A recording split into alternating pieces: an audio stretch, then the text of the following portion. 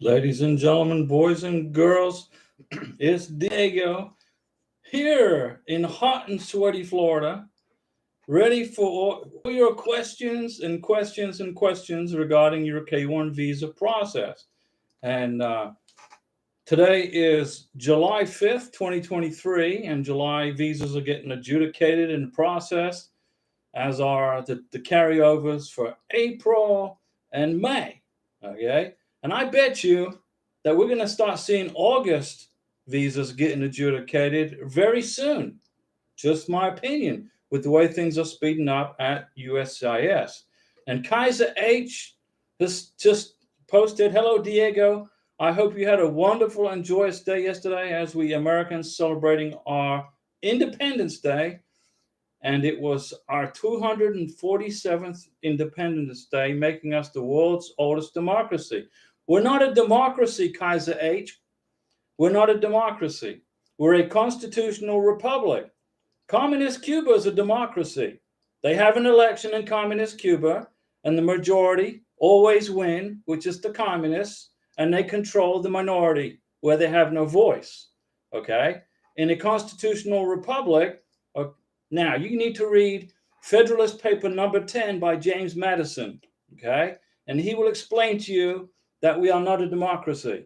Okay, now you see it on the news and in kids in schools are getting taught we're a democracy. We're not. We're a constitutional republic. If we were a democracy, California and New York would be controlling the United States right now. But that's enough history for today. Let's see what we have here. Jacob Myers. Good evening, Diego. Hi, Jacob. Francois. Hello, Diego. Happy belated. It's Independence Day, Francois. Don't wish me happy July 4th now. You know, July was named after Julius Caesar. Okay, he was a Roman general that was killed. He was assassinated. So when you wish somebody a happy July 4th, you're saying happy Julius Caesar Day. But we don't celebrate Julius Caesar Day. We celebrate our independence from England. So it's happy Independence Day. Man, you guys, I don't know, what were you guys doing? You know, our school systems are totally not teaching our kids that, about our country. Okay? We're not a democracy. We're a constitutional republic. It's not happy July 4th. It's happy Independence Day. Now, would you want me to wish you happy December 25th on Christmas Day? Or would you like me to say happy Christmas? Enough said, right? Let's see what we got here. Vacina Hair and Accessories. Okay, Vacina Hair and Accessories. Hello, Diego. I received the welcome letter yesterday. I'm in Dominican Republic. My fiance's in Florida. The NOA2 was April 30th. Whoa, that's pretty quick. So you got your welcome letter from the National Visa Center, and April 30th was your NOA2 letter. That's pretty good turnaround, Vacina Hair and Accessories. Hopefully you'll be reunited soon. Denise Jefferson. Hey, Denise. Good to see you. Diego and Karina, you are, in fact, the K1 visa drug of choice. Welcome. But we don't want to be a drug. We want to be helpful. Okay? We're going to help you get through this K1 visa process. Just two rules. Two rules, which not really rules. Don't wish me happy July 4th, because I don't celebrate the birth of Julius Caesar. July was named after Julius Caesar. You guys know that, right? And he was assassinated in 44 BC. All right? Happy Independence Day is the way to go. And let's see. We're not a democracy. Communist Venezuela is a democracy. They have an election, and the communist dictator Maduro says he won the election and how he is going to be the dictator under his democracy. A constitutional republic is where everybody has a voice, even the folks that don't win the election. Let's see. Diana Figueroa. Hello, I haven't got my NOA2 yet. NOA1, June 3rd. We're getting really stressed out. Diana, please don't stress. Please, do not stress during this wonderful experience that you're going through.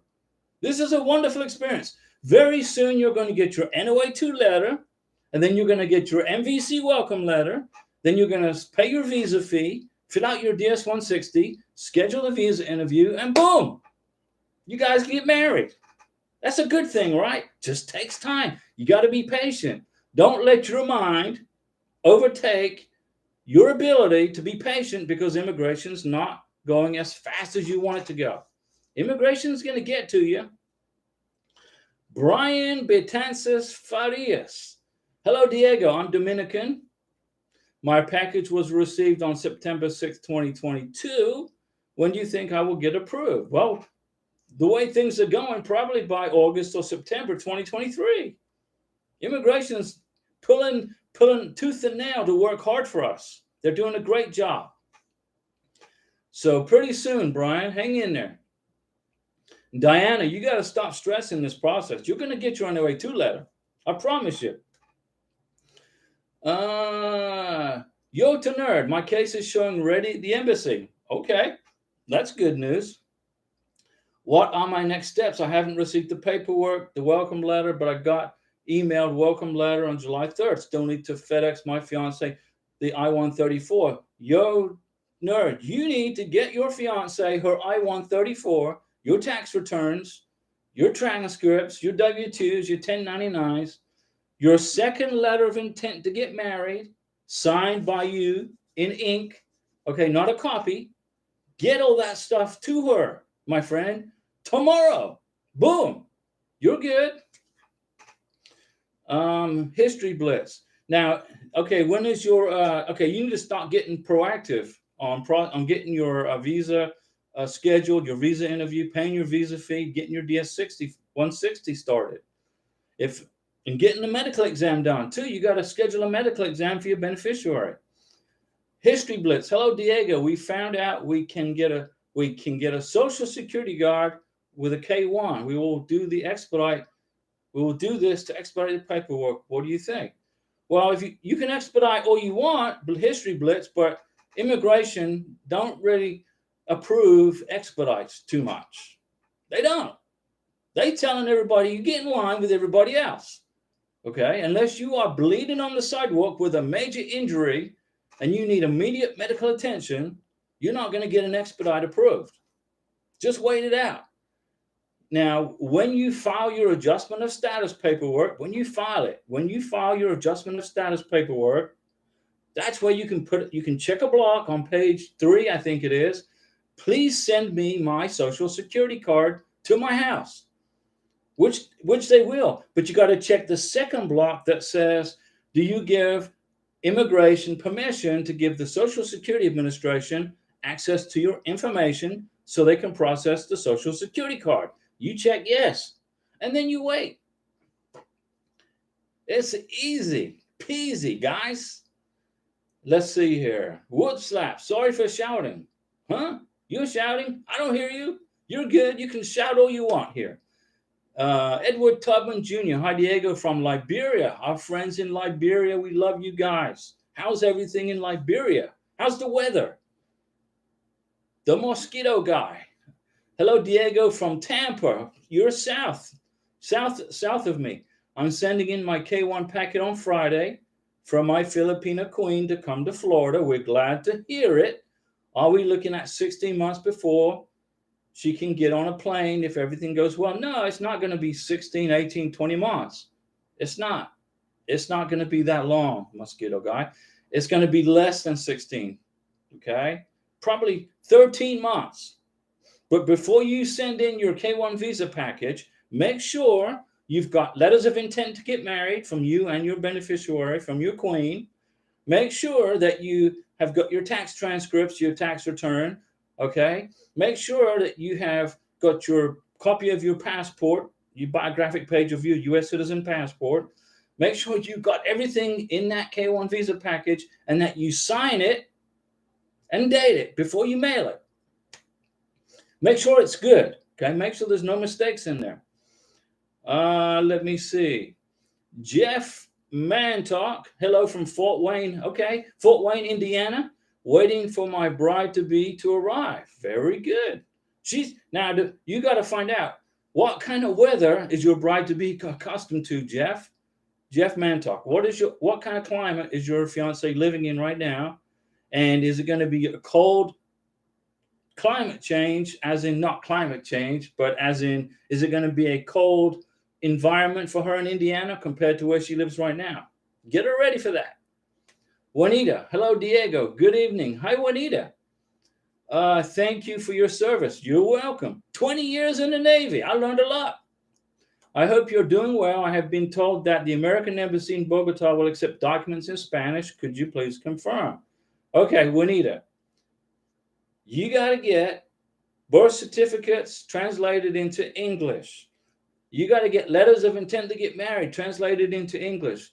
You got to get any official documents for the U.S. Embassy in Bogota has to be translated into English. The only documents that they will accept that doesn't require a translation are text messages, email, stuff like that, communication. You know, I sent 1,000 text messages in my K-1 visa package. I went a little bit overboard, but I had 12 months worth of text messages in WhatsApp, probably 1,000 pages, all in Spanish. We're all talking in Spanish. Did I get them translated into English? No. It's $24 a sheet. No, I sent them in. The consular officer in Bogota can read Spanish, so he can read them or she can read them. But I got all the documents like the birth certificates, the police certificates, the letter of intent to get married. Official documents have to be translated into English. Okay? Don't go into that embassy interview with no translated official documents. You could be sitting on a 221G administrative wait for another month. Francois Livingston, Diego, for the to marry intent letter, do you need to give info about marriage plans besides promising to marry the one another? Sure, you can include that. But Francois, there are 3 things that you must include in the letter of intent to get married. Number 1, you are a U.S. citizen. Number 2, you promise to marry your fiance within 90 days. Okay. Number 3, you are legally free and able to marry each other. You're single or divorced or widowed. Those 3 things must be in the letter of intent to get married. And then your beneficiary, he or she will write his in his language, unless he can speak fluent English, and say the same thing. But he's not going to say he's an American citizen. He said, like Karina said, I'm a citizen of Venezuela. Juanita, when you go to the embassy and find out, please. Juanita, I just explained to you. You have to translate the documents into English, official documents, okay? You got to do it. Francois Livingston, do the tax transcripts have to be mailed with the K-1 visa application? No, you don't have to. No. The tax transcripts you present at the embassy interview with the Form I-134 and your W-2s and 1099s, okay? But if you want to include your last tax transcript in your K-1 visa package with your W-2, 1099, do it. Do it. Give that warm and fuzzy feeling to that immigration officer of adjudicating the case that you're financially capable of taking care of this visa. Mosquito guy, tax return transcripts with K-1. You don't have to, but I recommend it. I did.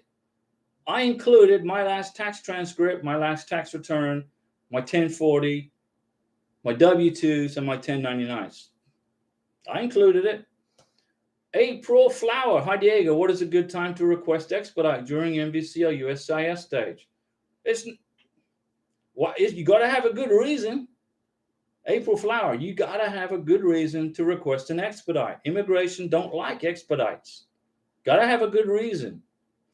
Juanita, I know the USCIS MVC will accept non-English documents, but Embassy in Bogota has no problem docs in Spanish going forward if we have more evidence.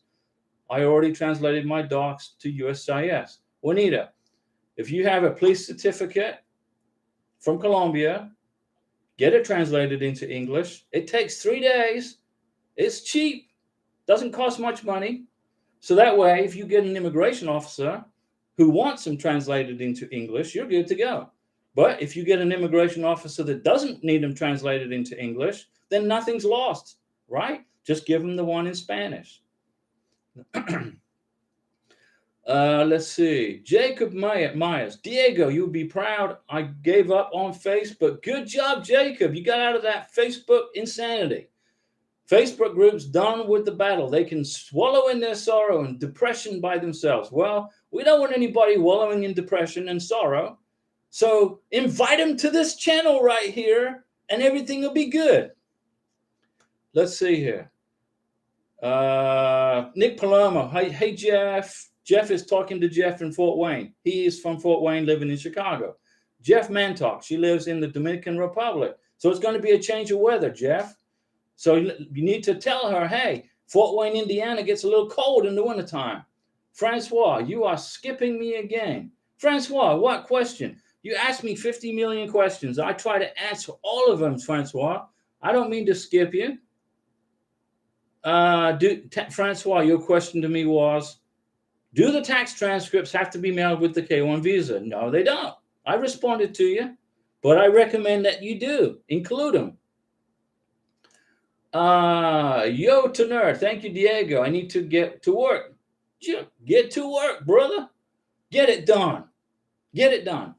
Ahu Amon, you're too old to be worrying about stuff. You could be the fool of your entire country. Don't take life for granted. It could be less free. Ahu Amon, I don't have a clue what you're talking about. But under the First Amendment of the U.S. Constitution, you're welcome to say it. Uma Chetty, hello, Mr. Diego. I'm preparing for my interview. Thanks for all the guidance you have given me. Uma, glad to help you. Uma Chetty, I think I'm trying to. You guys are in Ghana, South America. You're in South America, right? You guys are in South America, if I remember. Juanita, thank you. Yes, sir. I have already translated official documents, copies, and submitted to USIS. So I will bring those to the embassy in Bogota. Juanita, perfect. Good job. You're hearing my words. Good job, Juanita. High five. And don't forget, you got to get a current police certificate from Colombia and get it translated into English too. Get a recent police certificate. Even though they're good for 2 years, it only takes 5 minutes on a computer to get it. Juanita, thank you. Okay, Juanita, you're doing good. Francois Livingston, got you about the 3 things in the letter of intent. 3 things. Those have to be included. And then you can write about your marriage that's coming, your plans to get married. You still love each other. You can't wait to be reunited. You love the same things. You like going to museums. You like the same food. You love the same restaurants. You can't wait to be reunited. But you got to have 3 things in your letter of intent to get married. Number 1, you are a U.S. citizen.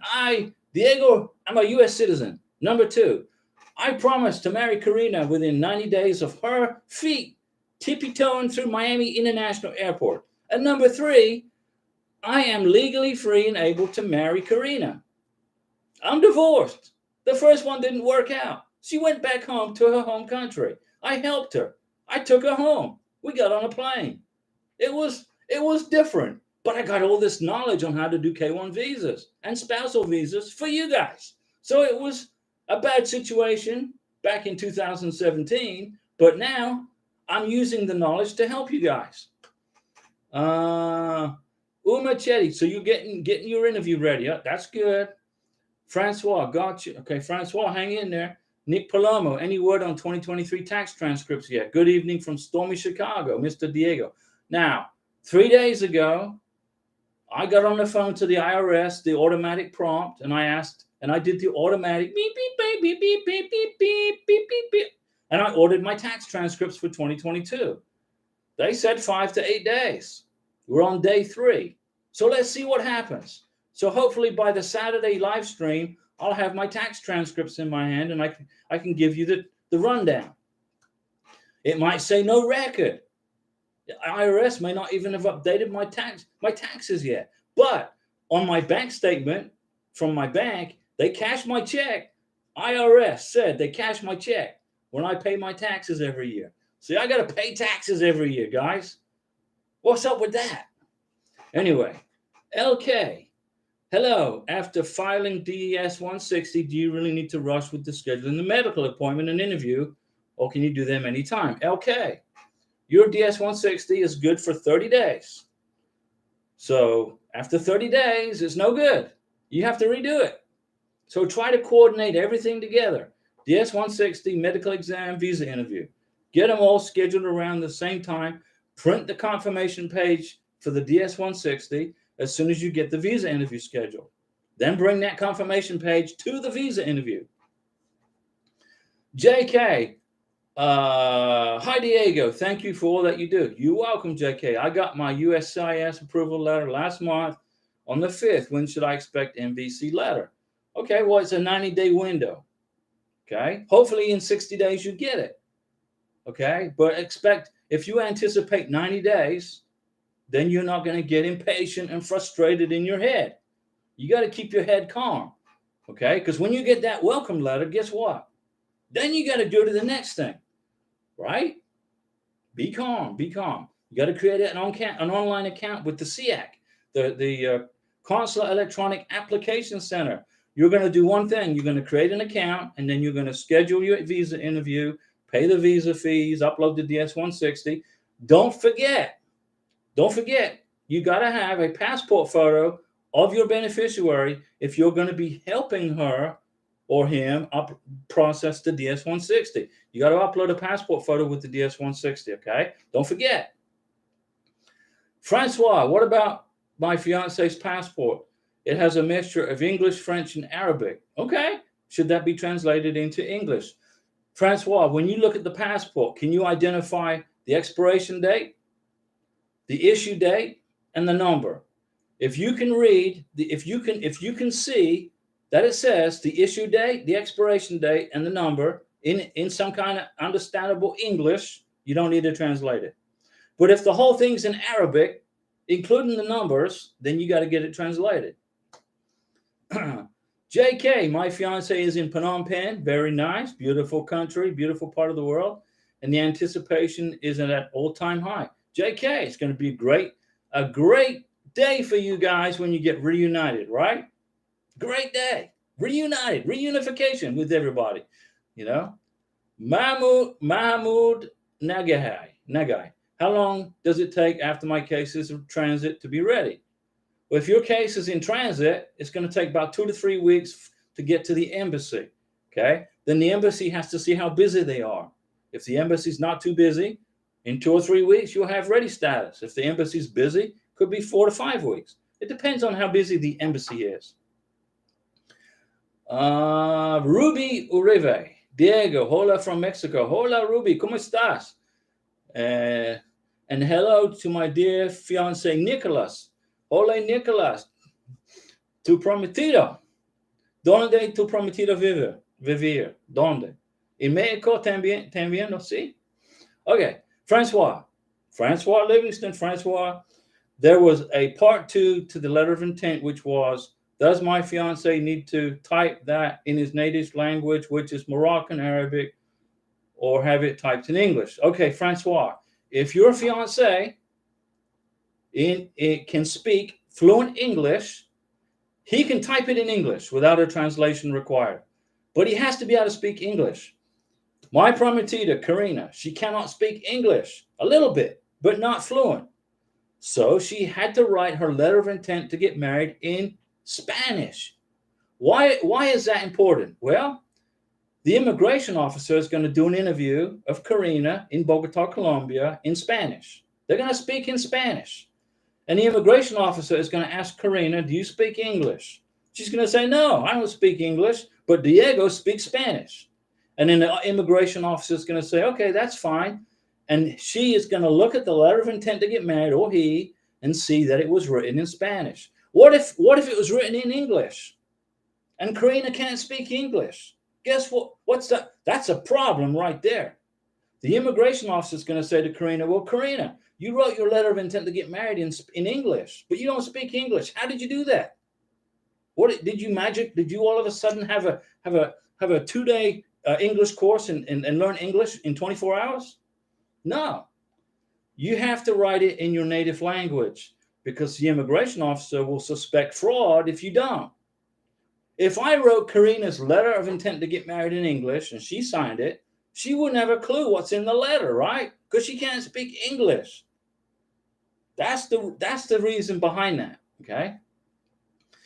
Let's see. Jeff Mantalk. Okay, I believe I have already talked to her about the weather and have done video chat during some of our snow events. Very good. Very good. Glad that's good. April Flower, do you know how long it takes to get a visa interview at the embassy in Abu Dhabi or the embassy in Qatar? I don't know. April depends on how busy the embassy is. Okay. Now today, let's take Bogota for an example. Today, a young lady got her K1 visa approved. She went to the face-to-face visa interview. Her visa was approved, and they took her passport away from her, and they said it's going to take 3 weeks before we return your passport. So I learned today that if you are going through the K1 visa interview in Bogota, Colombia, once you get approved by the consular officer, it takes 3 weeks to get the visa put in your passport. That's knowledge I needed, so that when I fly to Colombia, I know I can kind of estimate how much time I'm going to be there. Okay. So I can plan and plan and plan. So I don't know, April Flower. I don't know. Probably 6 weeks to 3 months. That's my guess.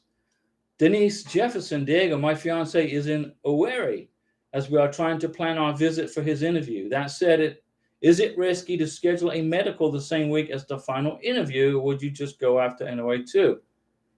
I would schedule the medical exam 3 weeks before the final face-to-face interview.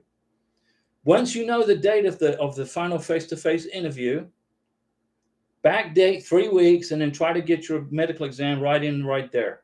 3 weeks before is a good time. Okay. And the interview will be in Lagos. Yeah, I understand, Denise, because he lives in a different country. It's a little bit difficult for you, but you're going to get it done. You're going to be just fine. Okay. But schedule the medical exam about 3 weeks prior to the face-to-face visa interview. Hedrix. Hey, Diego, my fiance has 8-year-old daughter. Fantastic. In Ethiopia. Beautiful Ethiopia. So I have to do declaration of financial support for an 8-year-old daughter. Yes, you do. Hedrix. Look, okay, listen to me, Hedrix. Here's the deal. Your fiance has an 8-year-old daughter. Beautiful. Your future stepdaughter, right? Okay, your future stepdaughter is going to need for you to fill out a DS-160 for her, plus upload a passport photo of her. Okay, your future 8-year-old stepdaughter is going to require an I-134 Declaration of Financial Support, signed original by you. Okay, you're going to need to include your tax returns for your 8-year-old future stepdaughter, plus your beneficiary. Okay, so you're going to have a folder. You're going to create a folder for your 8-year-old stepdaughter, future stepdaughter. In that folder is going to be the I-134, the DS-160 confirmation page, your W-2s, tax returns, 1099s, all the tax stuff. All right, but you got to have a separate I-134 for your 8-year-old stepdaughter and for your beneficiary, plus a separate DS-160 filled out for your 8-year-old stepdaughter and your beneficiary. Plus, you got to pay a visa fee for your 8-year-old stepdaughter to be and your beneficiary, your beautiful fiance. Okay, hey Drex, you got that? You got that. Francois, he can speak English, but not like you and I. Okay, well, if he can speak English and he can write and read English, then he can write the letter of intent to get married in English. Jacob, I love just listening to everyone's comments on these videos. Yeah, it's great. It's a great place to hang out. Even though I'm just sitting back waiting on my welcome letter, just sitting working, realizing Diego has extreme patience. I've been through this process 3 times. Once in 2016, and then didn't work out. We got married. She left. I took her home. Then she decided to come back to America. So I did all the spousal paperwork for her, the CR1 visa, got her a visa, got her an interview scheduled at the embassy, and then she changed her mind again. No, I don't want to live in America. I'm done at that point. Divorced, got an attorney in her country of where she lives, hired the best in the country, got it done. Done. And then I waited a year, and then I found Karina. Beautiful Karina, the love of my life. And I'm going through the visa process again. Number 2. It's not a problem for me to be patient. I know exactly. If I'm not patient, I get frustrated and it gives me a headache. I don't like getting a headache. Jacob, I guess I do have a question. Do all male immigrants have to sign up for selective service? If so, what's the age cutoff? Yeah, between the age of 18, if you're between the age of 18 and 34, it's 18, 34, or 35 right in there. If you are a male if you are a male entering the United States, whether on a K1 on a K2 visa, or as a K1. Let's suppose you were a male, you're 35, you're 30 years old, and you're a male, and you're from Chile, and you enter the United States to marry your American citizen female fiance. You have to, Mr. Male, Mr. Hombre, Senor, you have to register for selective service. So if you're between the ages of 18 and 35, you have to register at the post office with selective service. Because if you do not, when you come to apply for U.S. citizenship and you file the N-400, immigration is going to see in the form, in your history of your immigration status, you didn't register for selective service. Guess what? Your citizenship is denied.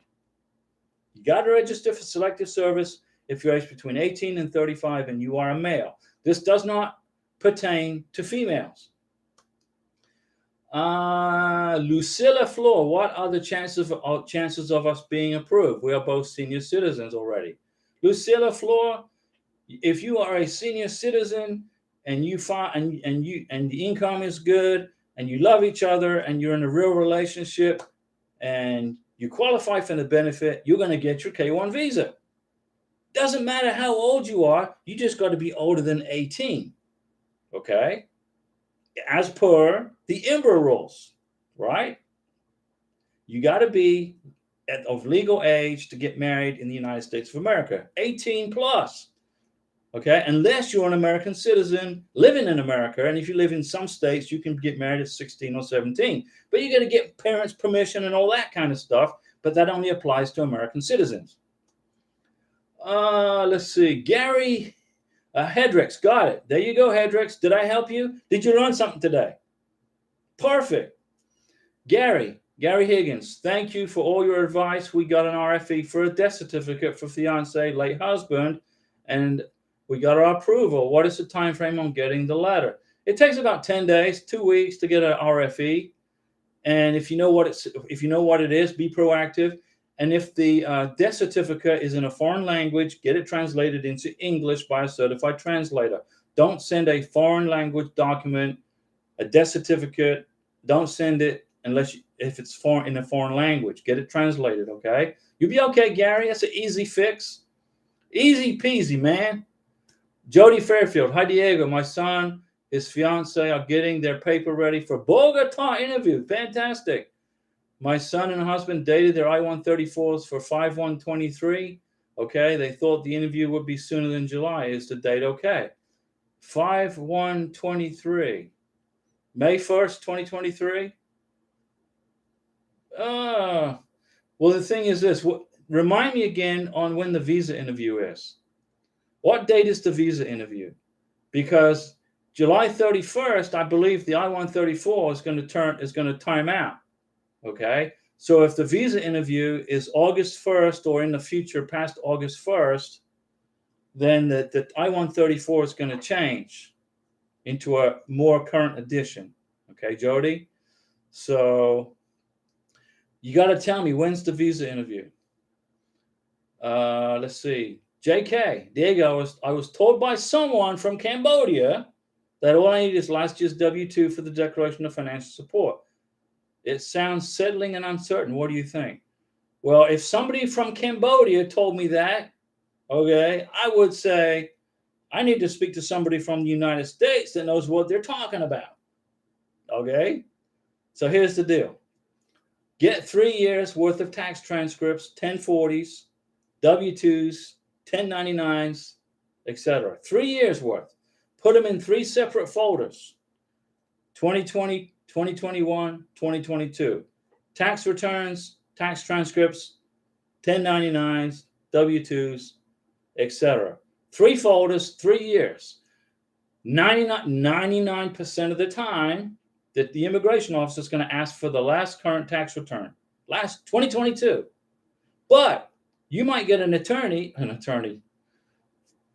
You might get a immigration officer that asks for 3 years or the last 2 years. So get 3 years worth, have them in your little bag, your beneficiary, she'll have them in her little bag and be ready.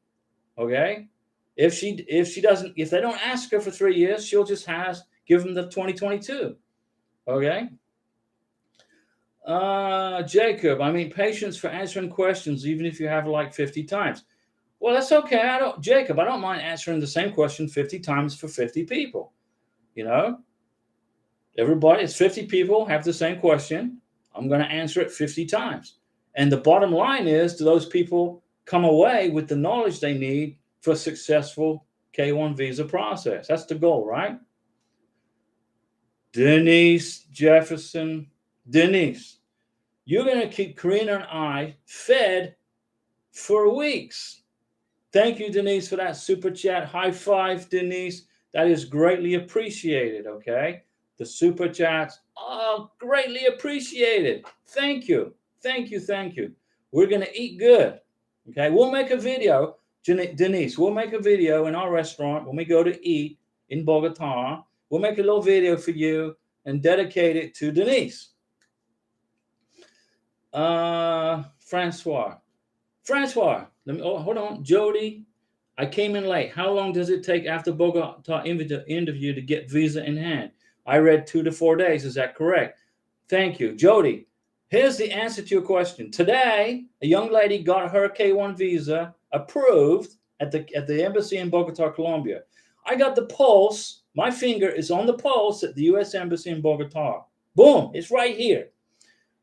The immigration officer told the young lady, and the young lady told me that they're going to hold her passport for about 2 to 3 weeks. So it's about a 3-week wait time from when you turn in the passport. Okay? 3 weeks for Bogota.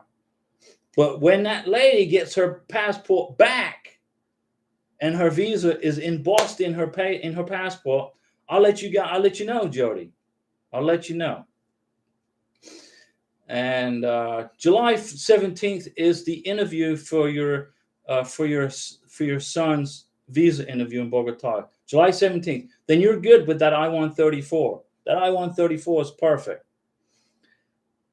Jody, so just making sure May 1st, 2023, dated I-134 is okay for July 17th. You're absolutely perfect. Jody, you're good. Relax. Relaja. No estreso, por favor. Tu visa es bien. Okay. Lucilla Flor. Thank you, Diego. My warm regards to you and your beautiful Karina. Well, thank you, Lucilla, and our warm regards back to you and everybody. Especially Denise. Karina and I are gonna go eat. There's a restaurant in central Bogota, okay, and it's in a part of town where Bogota was created when the Spanish conquistadors invaded South America and they took over Colombia and Venezuela. When they invaded Colombia, they set up their capital in Bogota, okay. And it was got a long name, but I can't remember. It's a long Spanish name. But there's a restaurant which sits right in the very place where the Spanish basically created Bogota and became the capital of Colombia. We're gonna go eat there, and it's like a salsa restaurant, and we'll make a video for you, Denise, so you can see where we go eat on your dime. We appreciate you. Jody, you're good, okay? And Rand Wheat, enjoyed tonight's live chat. Okay, it's not over yet. I've only been chatting for a little bit. Still patiently waiting. Thanks again for all your knowledge and insight. You're welcome. If I can help you guys get through this visa process stress-free, where you can go to bed at night and not worry about anything, knowing that you're going to get through this, that's the goal. Lots of people get frustrated with the wait time. Once I help you overcome that, once I try to help you get patience you're going to get through this process a lot easier. Okay. Let's see. Pandas Technical. I just quit the job that I added on the I-129F application. Is that a problem? Not a problem. You don't have to. You live in America, man.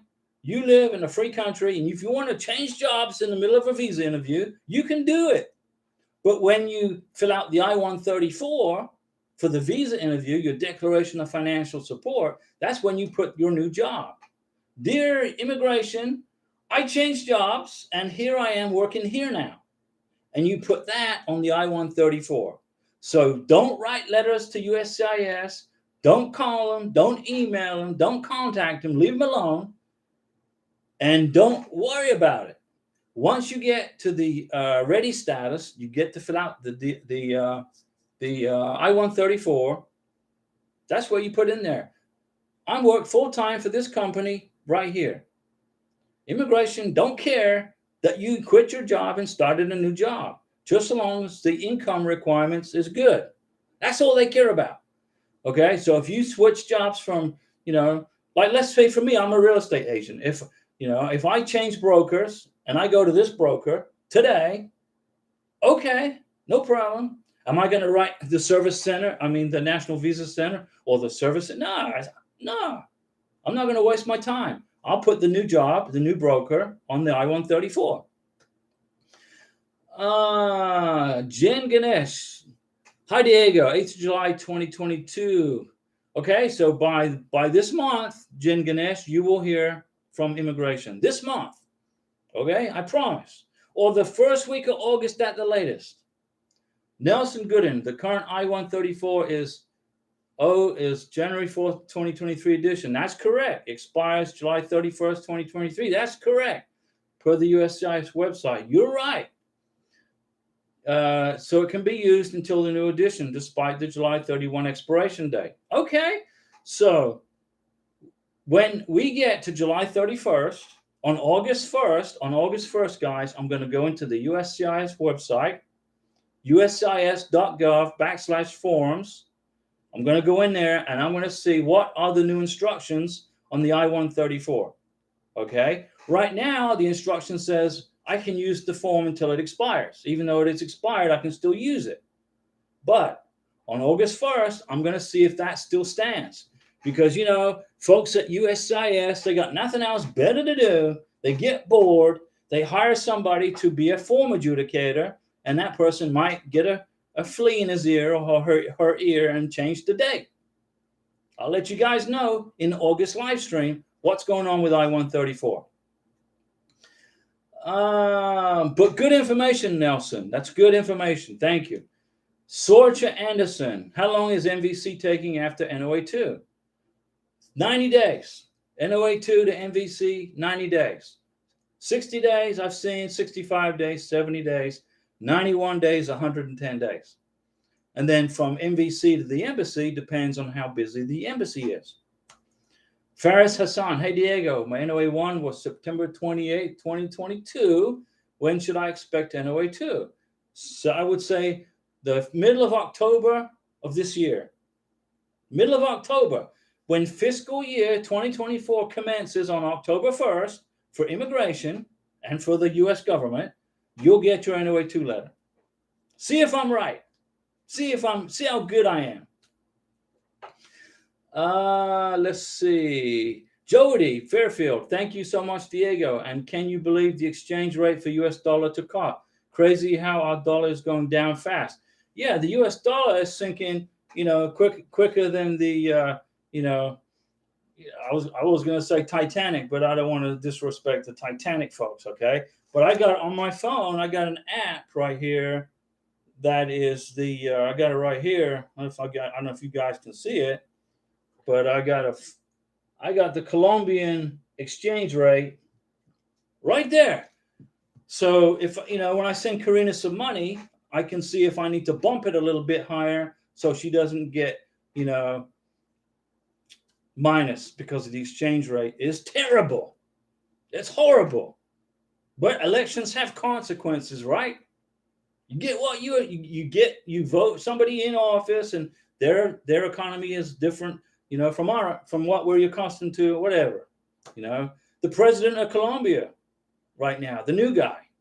As soon as he was elected, the price of gas went up 20%.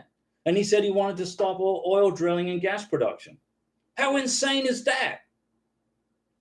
The Colombian economy runs from oil and gas and emeralds and technology. You need oil to process technology. Taxi. I was in Bogota, Colombia with Karina in a taxi. And I was talking to the taxi driver in Spanish, and he said, "Hey, I voted for this new president." I said, "Seriously? So what are you going to do when you're a taxi driver and gas is $1.90 a gallon?" Right? Right. Sí, señor. What are you going to do when gas is $3 a gallon in Bogota?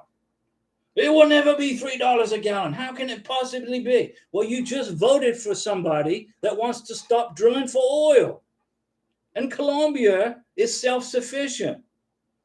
If Colombia stops drilling for oil, where are you going to get your gasoline from? The price of gas is going to double. Guess what? The price of gas has doubled. I bet that taxi driver is mad as heck right now. Anyway, what can I say? That's life, right? Let's see here. Frank Nagasco. Hey, Diego, got my NOA 2.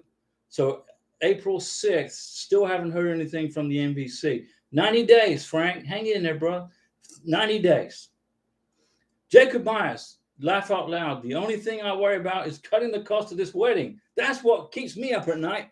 Okay, Jacob, you're going to do some slash cutting on the wedding, okay? Get a smaller cake, you know, cut off some gas, okay? You had 100 people come in, cut it to 50.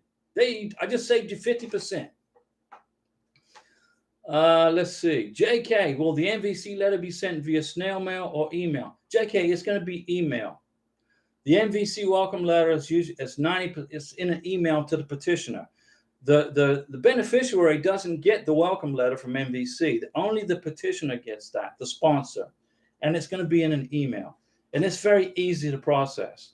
It's easy. Boom.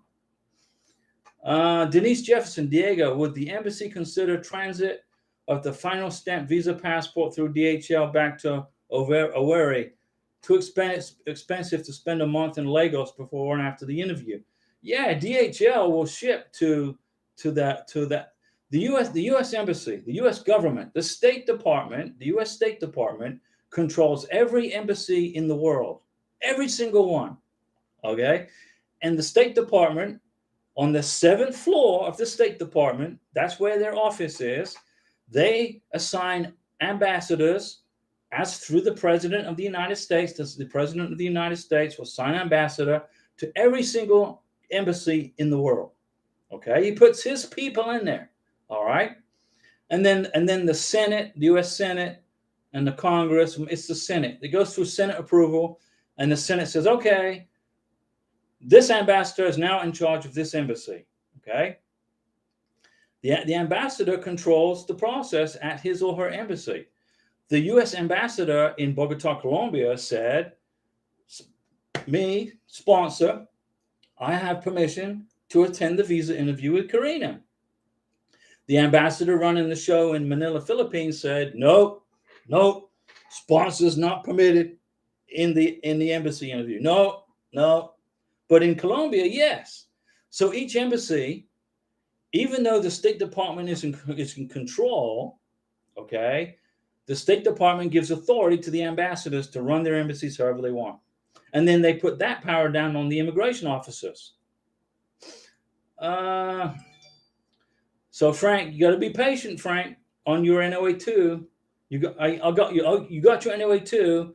Be patient on your welcome letter from the NVC. 90 days. Let's see. Sweet. I answered your question right, Denise. You can send it through DHL, yes. DHL is used by the U.S. government.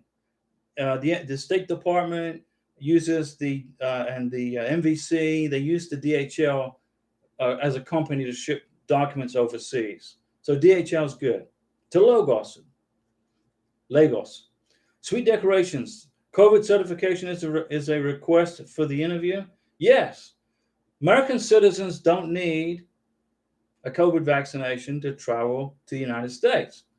Foreign nationals coming to the United States on vacation don't need a COVID vaccination. But if you are applying for adjustment of status, if you are applying for legal residency, permanent residency in the United States, you got to prove a COVID vaccination. You got to prove it. When you apply for the green card is when it comes into effect, okay? So today, check this out. Today, this guy got he filled out his adjustment of status paperwork, I don't know, probably 6 weeks ago, filed for his green card. It came back denied. Your green card is denied. His adjustment of status blocked. And do you know why? He didn't have proof of a COVID vaccination. And his response was, I'm not getting a COVID vaccination. You can't make me get a COVID vaccination. Okay, no COVID vaccination, no green card. There's the airport. Have a nice flight back home. The current administration in the White House, who controls the State Department, says if you are a foreign national applying for permanent residency in the United States, you got to have a COVID vaccination, proof of COVID. If you don't, no green card. And this guy was Mr. High Almighty. I'm not getting my COVID vaccination. Well, you're not an American citizen, dude. Now, I can do that. I'm a U.S. citizen. I don't have to have a COVID vaccination. I don't have to have it. But this guy needed it for his green card. Guess what? His green card was denied. Guess what? He's going to have to leave the United States, which is very unfortunate for his wife, right?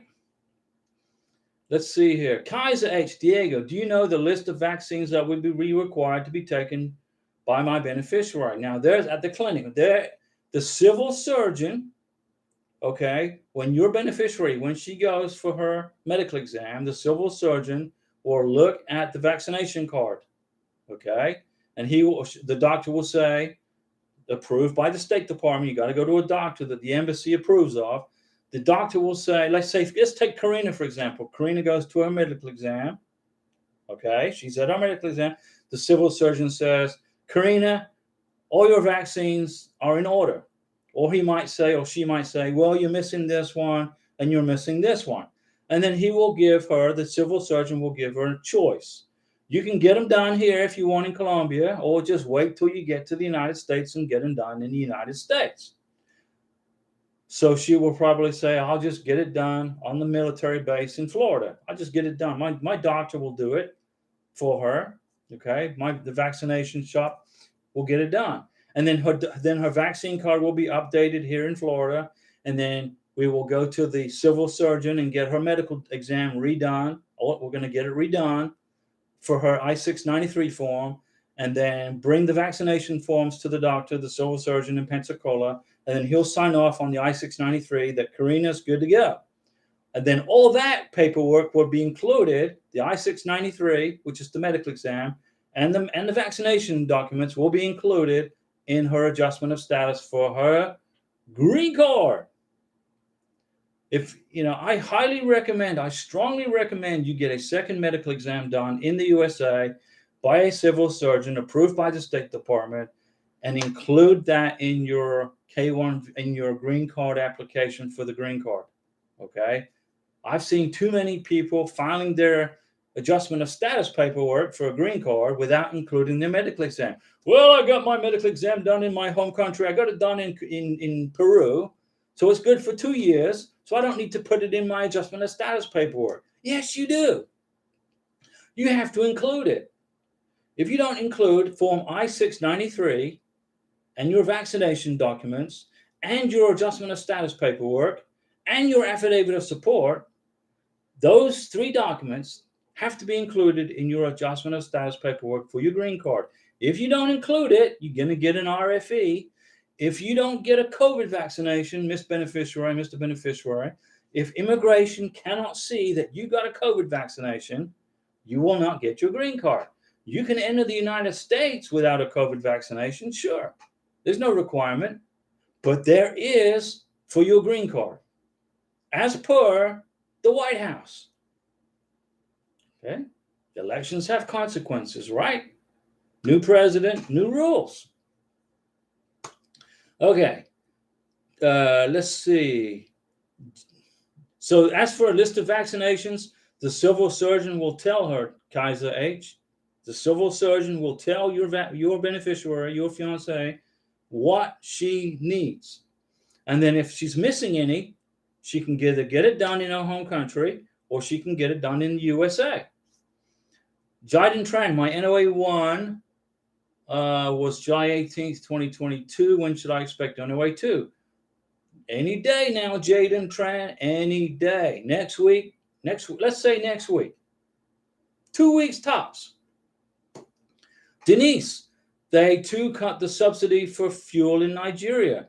Their gas is more expensive than gas in some places in the States. That's crazy. They should prove my fiance visa for good measure alone. Oh, you're going to be fine. Your fiance is going to get his visa, Denise. Denise, relax. You're good. He's going to get his visa, and the price of gas is determined by availability and production. If you cut production, if you block availability, the price goes up because demand is still the same. If demand stays the same or the demand increases, if demand increases for fuel and you don't increase production, the price goes up. Right now, we've got presidents in Colombia and the United States who want to block oil drilling and oil production. The world runs on oil, ladies and gentlemen, boys and girls. Now, I'm not preaching to the choir. This is not a political channel, okay? But in order for you to get from A to B, you got to put gas in your car. This phone right here is made from oil-based products. This computer, this YouTube live chat is based on oil-based products. The carpet in my house is oil-based. Everything revolves around oil. Okay? Now, unless an alien spacecraft from the future lands in the White House front lawn with new technology, we'll have to use oil to run the world. So we have to keep drilling and drilling for it so our economy doesn't go in the toilet. But Colombia, as much as I love our beautiful friends in Colombia, they're going to experience a taste of socialism. And let's see how, I bet the taxi drivers all go on strike in Cartagena, in tourist towns, in Cucuta, because the price of gas is crazy. Okay, let's see. Kaiser H, Diego, can my beneficiary get a vaccine waiver in her home country before her medical exam for personal health reasons? That's up to the civil surgeon. It's up to the doctor. She can go and get her health her vaccine waiver. I can't have a vaccine because of this, and her doctor can sign off on that, but she has to bring that document to the civil surgeon at the embassy. I mean, at the medical exam, not the embassy. Excuse me. So when she goes for her visa medical exam, she will have in her hand a letter saying, "I'm excused from this vaccination." The civil surgeon will then decide yes or no. The civil surgeon will say, "No, I'm sorry. This paperwork is not going to fly. You got to have vaccinations or you won't get your green card." Remember, the civil surgeon is following the laws put in place by the White House and the Center for Disease Control, who work for the White House. The White House calls the Center for Disease Control and says, "Okay, these are the vaccinations that are required for a green card, for a foreign national to get a green card." We just live with the rules until we either change presidents or whatever. Let's see. GE. Hi, Diego. How are you today? Doing great, GE. Just wanted to share, in case it's helpful to someone, that I was able to download my tax transcripts online for the IRS. That's great, GE. What year was that? 2020, 2021, 2022? What year, GE, did you download your tax transcripts online? Me, I get on the phone and I dial the IRS and I press the prompts and they mail it to me.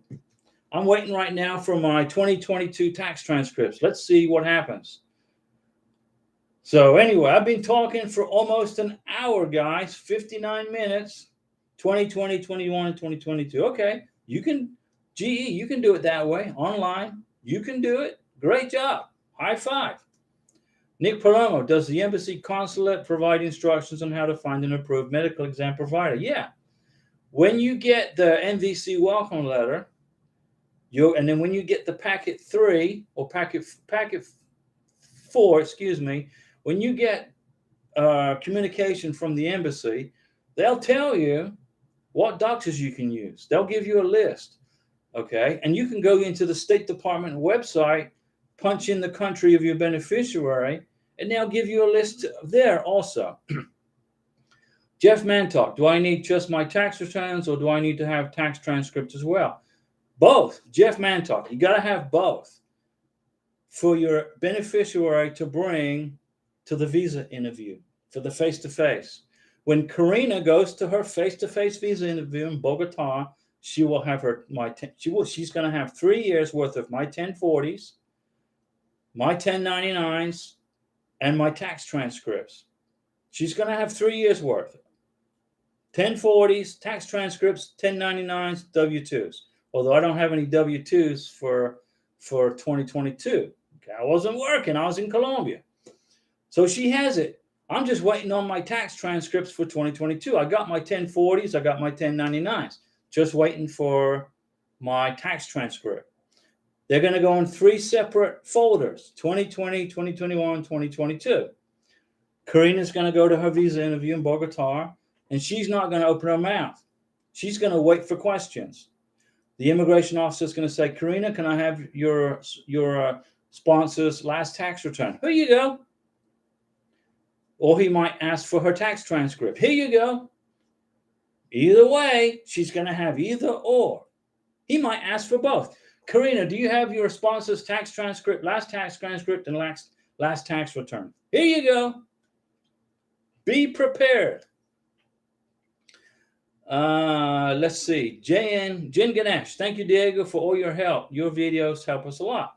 That's good news. Glad to hear it. Jen Ganesh. Glad to help you guys, okay? Denise Jefferson. Diego, that had to hurt when your ex went back after all of your hard work and patience in this process. At the same time, I say best day ever, as we would never know Karina. Yeah, it worked out. God is in control of my deal. Now, this isn't a religious channel. You know, we got everybody from all different countries around the world who believe in all different kinds of people, different things and deities, whatever. And I fully love all your guys, and I respect all of you guys, okay? But God's in control of my process. It was very difficult for me because I went through the K-1 visa process. That took 9 months. She got here. She stayed here for 5 months. Okay, didn't like America, didn't like the weather. She was scared to death of hurricanes. She learned how to drive, but it was hard for her to learn how to drive. She didn't like the food. She missed her mom. She missed her brother. She missed her friends. It was like putting a square peg in a round hole, and it was a horrible experience for her, not being with me, but being away from her family. Okay, it was difficult. So I took her home. And then she said, oh, I don't want to get a divorce. Okay. Just need time with your family. Not a problem. But remember this. You don't have a parole document. You cannot re-enter the United States. You don't have a parole. You can't come back. You're going to be stuck. You're going to be stuck. And she said, oh, no, I got to go home. I got to go home. She left the country.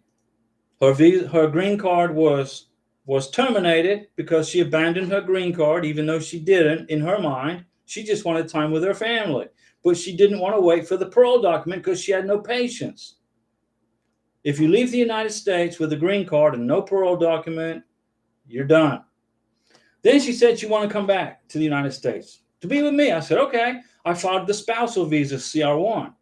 I got it approved. Took a year of waiting, a year of waiting. And then COVID hit, and I couldn't get an embassy interview because of COVID. As soon as I got her spousal visa approved through CR1, I-130, Form I-130, COVID hit and all the embassies closed. I couldn't get her into an interview. Guess what? Another year, I was in a 2-year waiting process. I finally got her embassy interview scheduled after 2 years. And she said, I don't want to live in America. I've changed my mind. My mom wants me to stay here. I said, why didn't you tell me that a year ago? You wasted a year of your life and a year of my life. Why did you do that? Well, I couldn't make a decision. Well, I'm making a decision for you right now. I'm filing divorce papers. Have a nice life. Boom! Gone. Ciao. Hasta luego. Okay, I waited 2 years and 9 months. I went through this process for 2 years and 9 months. Okay? That's how long I waited. So you can understand that I have the patience of a saint. Okay, let's move on, guys. I'm not a victim. Okay? I'm as happy as can be because Karina is the best thing that ever happened to me in my life, ever. And I'm going to change her life like she will not believe. She just doesn't understand. She was used to living in a very difficult situation in Venezuela. Very, very, very difficult situation in Venezuela. Now, the communists, okay, are bad people. The governments are bad. The government's horrible. It's evil. It was hard for her. She lost her job. She's a tax accountant for a big company. And the communist government said, this company is no longer permitted to exist. 800 people lost their job. So she got the heck out of Venezuela and got asylum in Colombia in 2018. Okay. And she is a blessing to me from God. She is. Anyway, enough on that. Let's see here. Diego, let's see. Diego, I had a good year of work in 2020, but quarter one, 2020-21, my position was gone due to COVID. Yeah, a lot of people got in that position. And I was on employment for the rest of the year. I made a comeback. How is your 2023 income? Is it good? Do you qualify? Can you prove in 2023, JK, that you qualify with income for your beneficiary? If you don't, get a joint sponsor. But if you qualify, you can prove it with pay stubs, bank statements. When you fill out your I-134 Declaration of Financial Support, when you fill it out, you're going to put in there your new income for 2023, even if it's estimated, because you can back it up with pay stubs and bank statements. If it's good, you're good to go. Kaiser H. Diego, what if my beneficiary has already taken some of the vaccinations that are required? No problem. Will she have to retake them at a medical exam? No. Okay, Kaiser H, if you're, like Karina, all her vaccinations are all probably up to date. But if she wants to find out what she took, and if you don't have a vaccination record, let's suppose you've lost your vaccination record, Mr. Beneficiary, Miss Beneficiary. How can you find out what vaccinations you've had? You can have a blood test called a tetanus test. Okay? Get a blood test done, and it will list all the antibodies in your blood, which will identify all the vaccinations that you've had. Get a doctor to do a tetanus test on you. Okay? Pay for that, and have the doctor fill out a vaccination card based on the tetanus test that says, this one's done, this one's done, this one's done, this one's done. Simple. Let me see. Hanky Spanky, I want to believe. Love it. Well, we all believe, right? Hanky Spanky, if you want to predict the future, invent it. X-Files. Perfect. You're right. Look at Elon Musk. Look at Tesla. Look at Marconi. Marconi, the Italian, right? Created the radio, invented the radio. Let's see, Lanier. Hi, Diego and Karina. God will bless you greatly. Well, thank you, Lanier, and you also. Can't wait for you and Karina to be here. Bonitos. Gracias. Thank you, Lanier. Appreciate you. Esteban Acosta, you aren't a victim. It didn't happen to you. It happened for you. There you go, Esteban. Now, never be a victim. Okay? Never be a victim. Okay. If something bad happens, if you get knocked down 5 times, you get up 6 times, right? If you get knocked down 10 times, you get up 11 times. Don't be a victim. Denise Jefferson, beautiful story. Good things truly come to those who wait. We are the perfect example right here, Denise, Diego, and Karina. That said, we will take your advice and exercise patience. Please, you got to. Remember, the first time I went through this K-1 visa process, I waited 9 months, and then I went through the spousal visa process. That was 2 years. So I went through 2 years and 9 months of hell. I'm still here. I'm still breathing.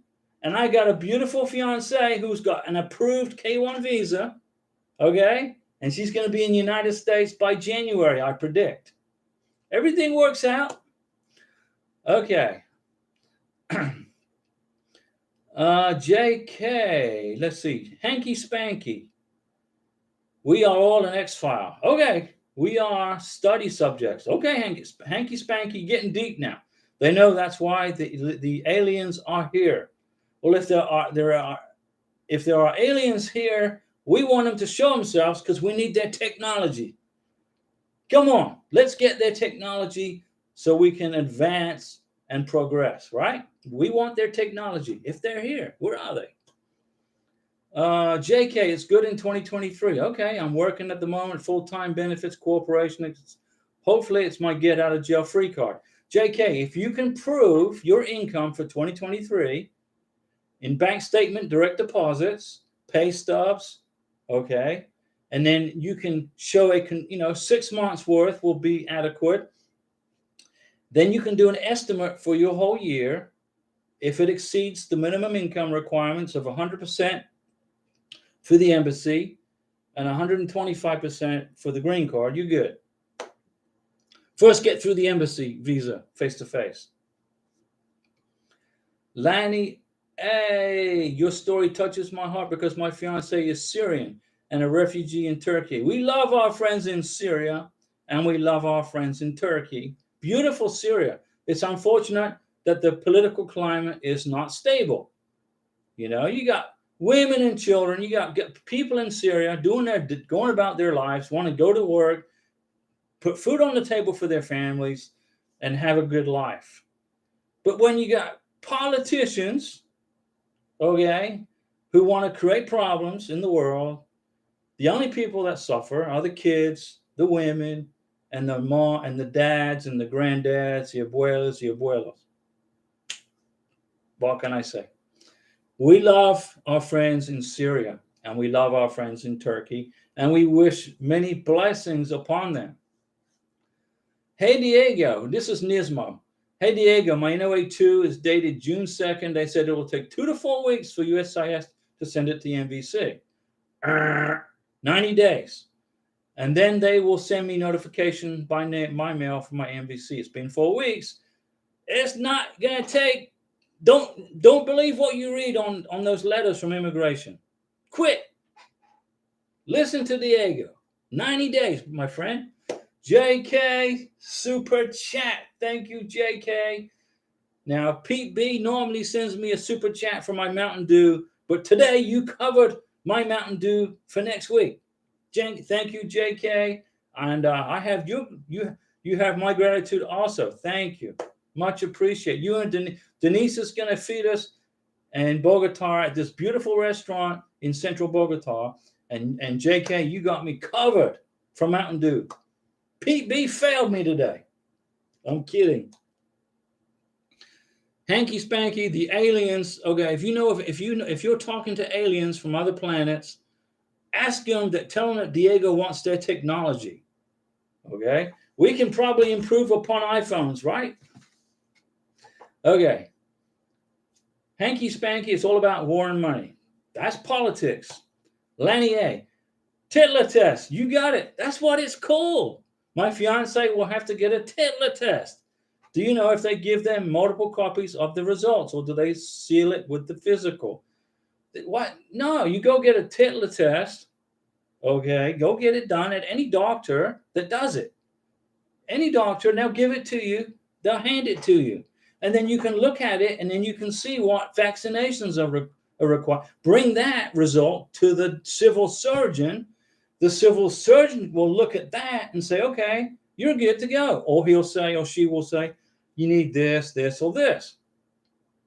See? Amazing the stuff you learn on this channel, right? Isn't it? If you don't have your vaccination documents, if you can't find them, you know, if your mom lost them when you were a kid, you can get a Titla test, and it will tell you what vaccinations you had from when you were born to today. God's power, Nismo. Thanks, Diego. I was confused. Don't be confused, Nismo. I will unconfuse you. God's power, Thomas. Hey, Diego, my fiance is filing I-134 financial support. In the beneficiary page 3, I have 2 kids. Okay, great. Names to be filled in. Do I have to fill the amount I spend on my kids yearly? No.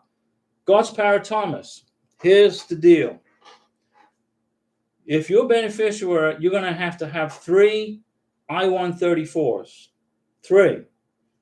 1 for your beneficiary and 1 for each of her children. And that's going to show 0. Her contribution to you, Mr. Sponsor, is going to be 0. The kids are going to be 0, 0. But when you fill out the I-134 for your beneficiary, okay, for your future wife, it's going to show on there her 2 kids. So you're going to have 3 people listed on the I-134 for your beneficiary, her and her 2 children. And at the bottom of that page, it's going to say how many dependents, and you're going to put number 2. Okay, you don't include the beneficiary, just the kids. All right, so it's going to be her plus 2 kids. It'll be 2 dependents that belong to her. But as for income and assets and any contributions, it's all going to be 0.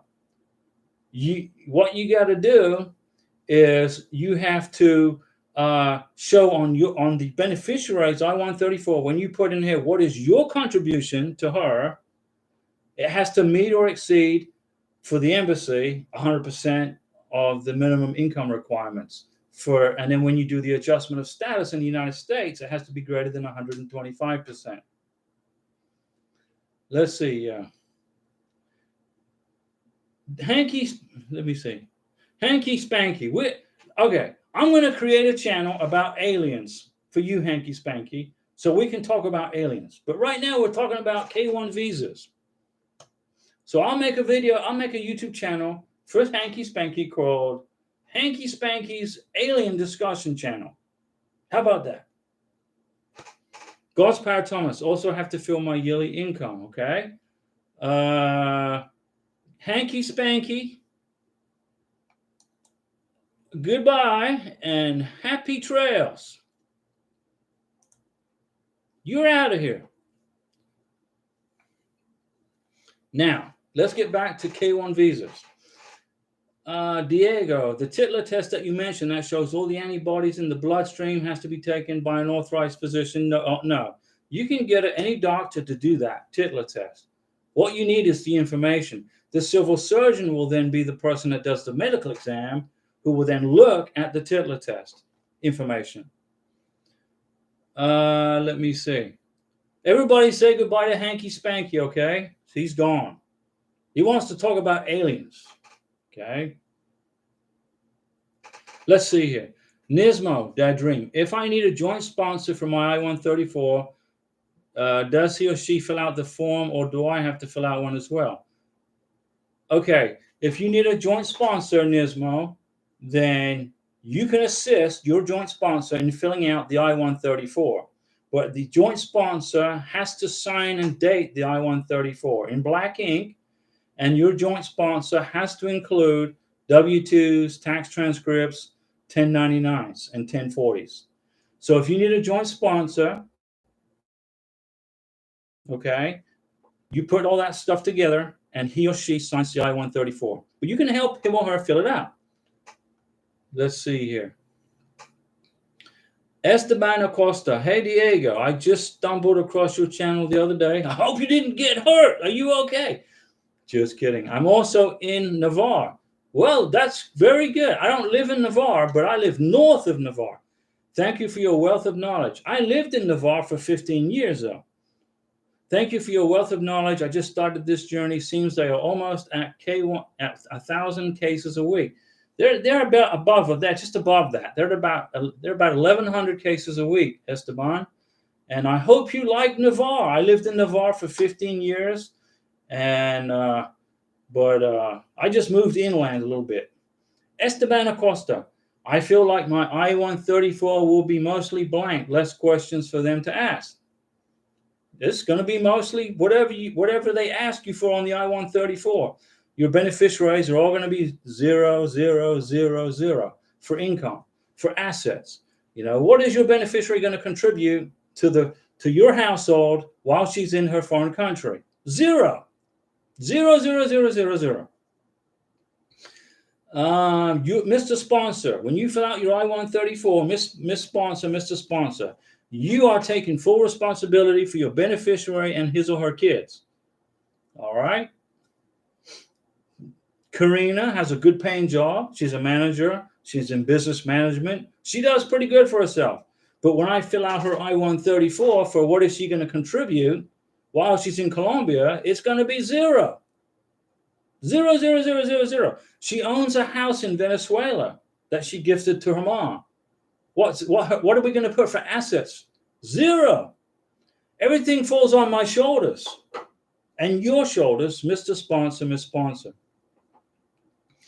Esteban, I'm glad you stumbled across the channel, and I hope it's helpful to you. I feel like my I-134 will be mostly blank. Probably it'll be easy to fill out. If you got questions about the I-134, I made a video about it. You just got to find the video. Look for my video, which I made for you. It's your video. It's not my video. It's your video. I know how to fill out an I-134. I already know how to do it. But I made a video for you guys.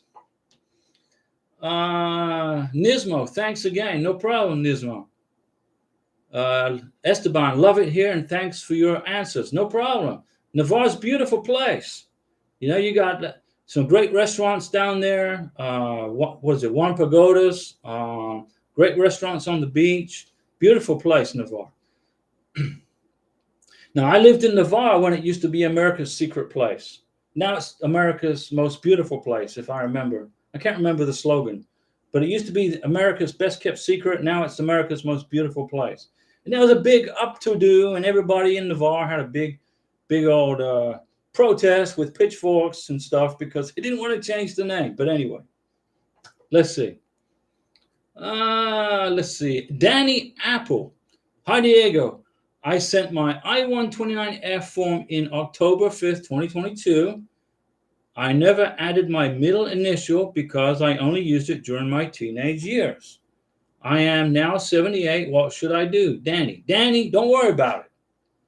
If you haven't used your middle initial for 78 years, okay, you're going to be perfectly fine on your I-129F. But when you fill out the I-134 Declaration of Financial Support, okay, when you do the paperwork at the embassy stage, include your middle initial. Right now, nothing you can do about it, okay?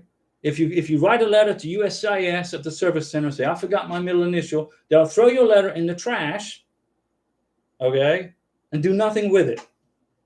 Don't worry about it. Just when you get to the embassy stage, that's when you put it in there, okay? And if the immigration officer has a question, I forgot. Okay, you're good. Kimini Young, Diego, your work here is awesome. Well, thanks, Kimini. Will upcoming elections impact the K1 process in any way? Well, elections have consequences, okay? Elections have consequences. And right now, our southern border is not secure. Anybody can just walk in here and without any consequences, okay? A country without borders isn't a country. If I could not get into Colombia without going through an immigration process, I can't get into Ecuador, Chile, Peru. There is not one country in the world that I cannot go into without going through an immigration process because the countries have their borders secured. But if I was in Mexico, I could just walk across the border into the United States. It's insane. It's crazy. You got to have a country has to secure its borders. I don't care what the country is, whether it's Colombia or USA or Mexico has very strict immigration rules. Okay. The Mexican immigration laws are so strict. You go to jail for what? For being an illegal person in Mexico, you go to jail for that. Let's see here. But elections do have consequences. Now, President Trump helped Venezuelans significantly when he was president of the United States. Yeah, he secured the border and he wanted to build a wall. Okay. Was that to keep people out? Yes. Was it to keep people from immigrating? Was it to stop people from immigrating to the United States? No, not at all. President Trump signed an executive order that protected Venezuelans who were here illegally in the United States. He signed an executive order and he said, you guys can stay here. Cubans, Venezuelans, you can stay here if you're here illegally. And he signed it. It's in writing because he knows communism sucks. And he was protecting them from returning back to their home countries where they could be killed. All right.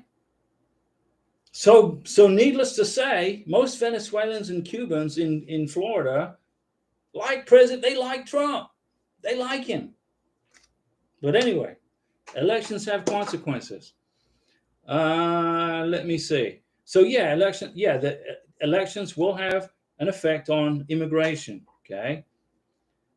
Let's see here. Eric Jordan, my fiance has an elderly parent. If we do the fiance visa and she needs to travel back to help her mom before her green card arrives, is that possible?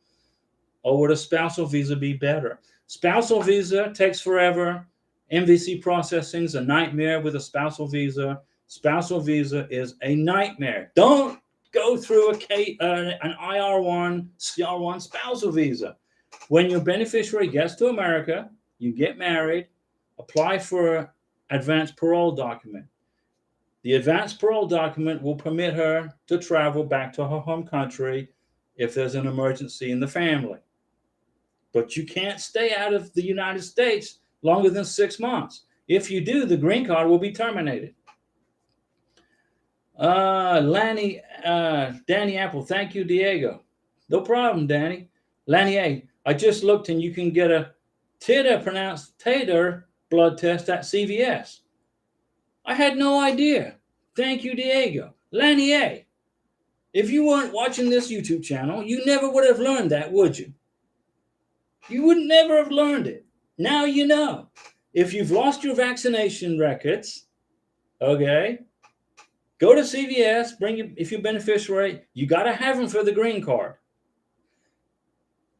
When you get a second medical exam for your beneficiary in the USA, get the titula test done, know what vaccinations are required, get them done, and include them in the adjustment of status for the green card. High five, you're all good to go. Let's see. So get it done at CVS. Denise Jefferson, thanks for the pronunciation, Lanny. I don't know. I can't pronounce it. I don't know how to pronounce it. As long as you got the information, you're good to go. Eric Jordan, trying to get my fiance to America from Mexico. The wait is 14 to 16 and a half months. Be patient, Eric. Be patient. Go to Mexico and hang out with her. Okay. Oh, I spent 10 months in Colombia. My income for 2022 sucks. Woof. I wasn't working for 10 months. 2023 is good. I couldn't stay down there in 2023. I wouldn't qualify properly. So I had to come back to work. But if you can go down to Mexico for 3 months, if it doesn't affect your income, go to Mexico. Spend 3 months with her. And I apologize for how I pronounced that test. It's a blood test. Danny Apple, Diego, I forgot to mention there is no middle initial on my birth certificate. Okay, no problem. Then go with you have to go with what's on the birth certificate. I bet your passport and your birth certificate match up, right? Lanny, Denise, no problem how Diego said it. It's priceless. I say it like I read it. I read it. That's how I say it. God's Power Thomas. Hello, Diego. Daggy, hey Daggy, high five Daggy. How are you? Daggy, aren't you in California? I remember. I think. God's Power Thomas. Hello, Diego. I mean, I'm the beneficiary and I'm having 2 kids to be added on the financial support form, page 3. Is the beneficiary page. Will I fill that amount I spend on my kids? No. Beneficiaries do not fill out declaration of financial support documents. The beneficiaries don't touch it. Don't even touch it. Your sponsor, you, Mr. Sponsor, Miss Sponsor, must fill out the declaration of financial support for your beneficiaries, the I-134. Mr. Beneficiary, you don't touch that form. You don't sign that form. You don't do anything to that form, but take it to the embassy officer and give it to the consular officer. That's what you do with that form. That's what you do with it. You don't touch it. You don't sign it. Nothing. God's Power Thomas, yearly earnings. You good? God's Power Thomas, your yearly earnings in your country. What country do you live in? It's going to be 0. Your contribution to this process in dollars or whatever, or pesos, is 0.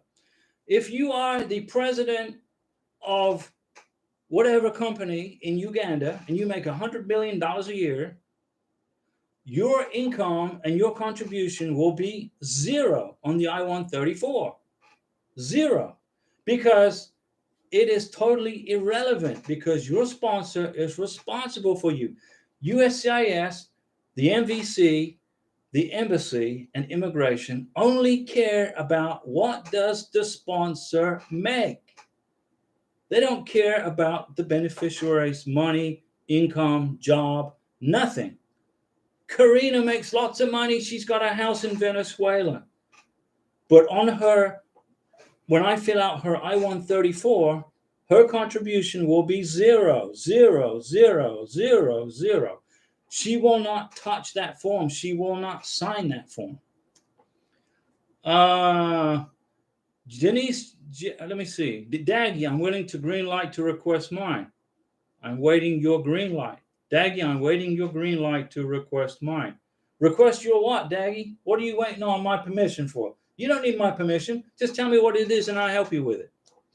Denise Jefferson, Diego, am I understanding that I can truly take years to get my fiance's mother here after his citizenship? She is over 80 and he is the primary custodian. It is the worst part of the process. It'll take about a year, but here's the thing, Denise.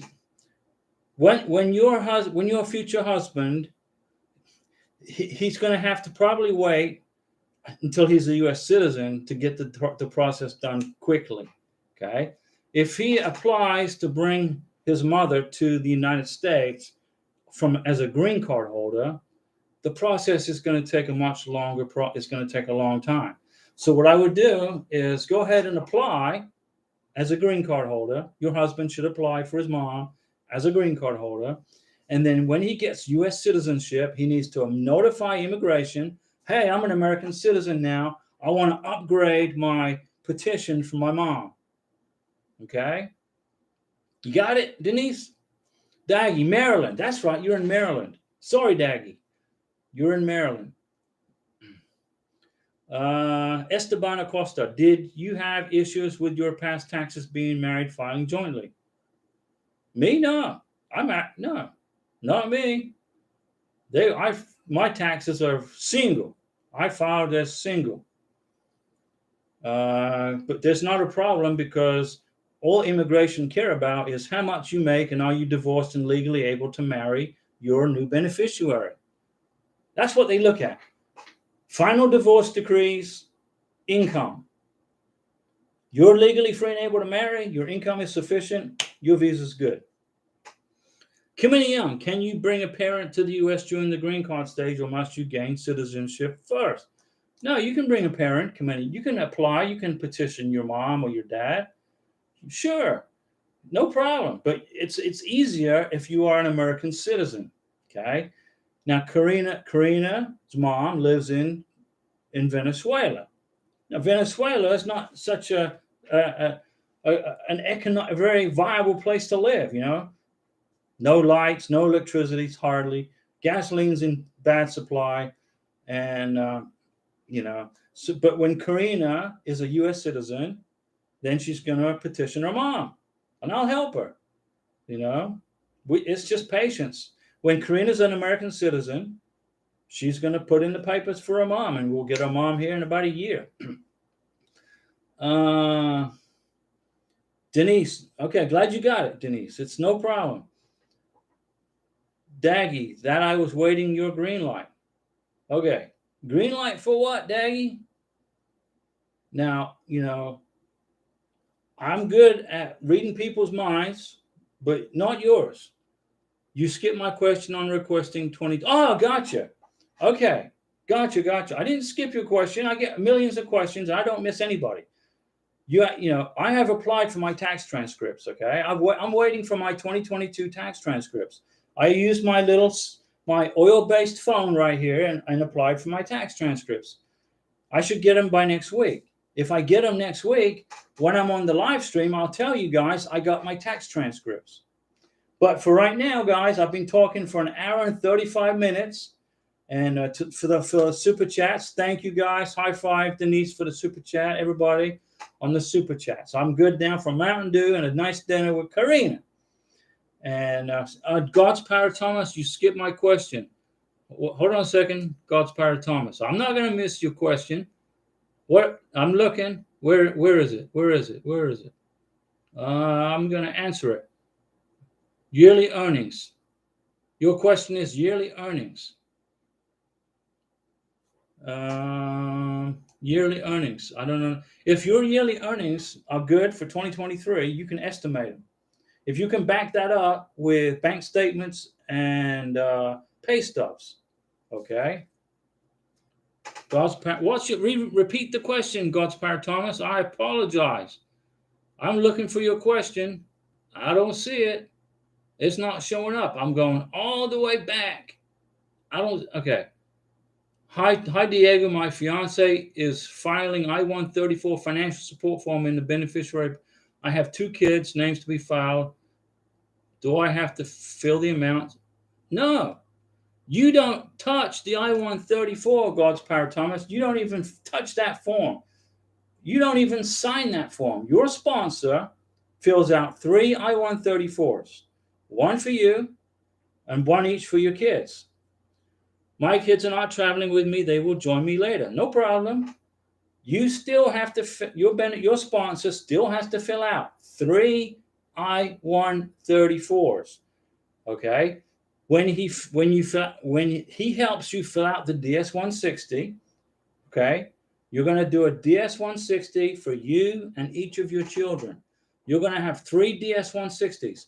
On the DS-160, there's a spot that says, are you traveling now or are you traveling in the future? It's something like that. There are words to that effect. You will check traveling in the future. But you got to fill out those forms, the I-134s and the DS-160s. And you got to print the confirmation pages. And your kids come with you to the embassy interview. Yes. Your kids are eternally on you are financially responsible with your sponsor for your kids until they are aged 18. Okay. So yes, you cannot not include them. You have to include them on the I-134. So you're going to be, when your sponsor fills out the I-134 for you, God's Power Thomas, I know you're the beneficiary.